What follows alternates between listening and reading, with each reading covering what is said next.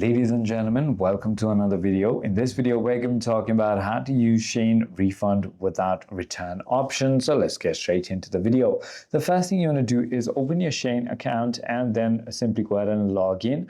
And now what you want to do is simply go ahead and tap on your profile and then click on customer service. Now inside of customer service, what you want to do is simply go ahead and scroll all the way down and tap on customer service down over here, which will take you to their live chat. Now, what you want to explain to them is that the thing that you got is not the thing that you wanted, or the thing that you got is not in the condition to be returned, and you still want a refund. But you want to make sure that you clearly state your reasons of poor quality, wrong size, or damaged item, and upload clear photos or videos as proof. So I hope this video clarifies everything for you. If you have further more queries, feel free to comment down below and I'll see you on the next one.